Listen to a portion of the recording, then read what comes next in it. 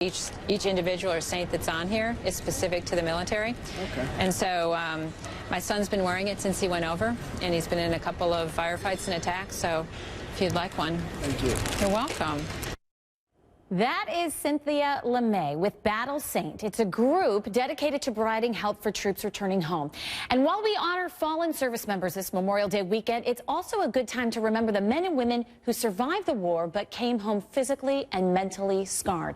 Last fall, we first spoke to Jim and Cynthia LeMay about raising money for the Battle Saint Project. So Cynthia LeMay is back with us along with her husband, Jim LeMay. And I want to get to really first how you are raising money for this organization and then the impact it's having on our troops, because these are the bracelets that you've been talking about and the scarves. Tell me about them. Well, we have the bracelets and we have the scarves. We also have many embroidered products that are made here in the U.S. by vets. So we have key fobs and name tags and so forth. But I think the first and foremost, I want to thank you and your viewers. Because of you, we've been able to open the 3rd Intrepid Spirit Center at Fort Campbell, Kentucky. It's just an amazing effort, and it allows soldiers free of charge to go and get help with post-traumatic stress and traumatic brain injury. So it's a grassroots effort. It's so exciting because it's all of you and your viewers that have helped us raise that money. Well, so we had you on last fall, and to our viewers that then went and donated and bought these scarves, bracelets. The thing about this is it's about people wanting to support the military. Right. That's something that our American citizens want to do, and we should do. Right. These men and women sacrifice their lives for us. What is it that they're getting from those donations, the most important thing? I tell you, the most important thing is the satisfaction that not just walking up to a soldier in uniform and saying, hey, I respect your service, thank you for your service, but no, I made a difference for you, right? And it's not just that service member, but their entire family. So when they go to one of these centers, it's the whole family that goes, even their buddies. So it becomes a holistic approach to helping them get healed and get back to normal. And at the end of the day, that's saving a life, helping them realize they're not going crazy. They just need a little bit of help.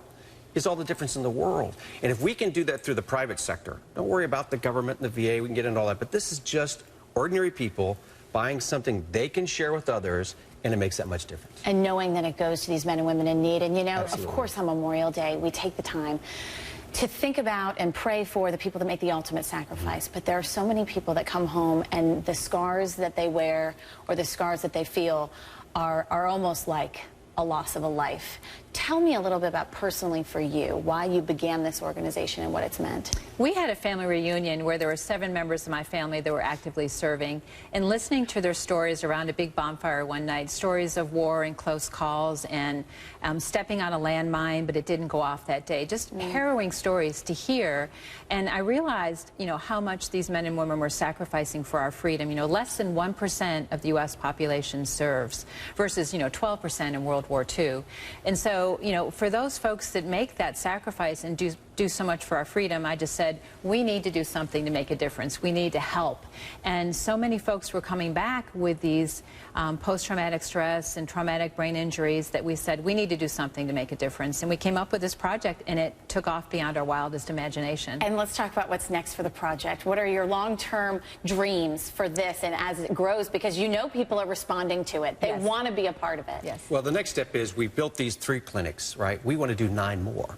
Broken ground at Fort Hood, we've broken ground at Fort Bragg. The reason they're on the post is this allows the soldier and his family to have direct access. They don't have to leave the base. They can go right there. Some of the stigma's diminished in that respect, and it's obviously all free. So our next project is opening up a total of 9. So it's millions of dollars we still have to raise. It's an effort that everybody can get involved in if they go to battlesaint.com. So it's not going to stop, we think, for many years to come. Well, and we heard you just say at battlesaint.com, that is how people can help. And you at home, you've already done so. We hope you continue to do so because it's such an important and wonderful cause.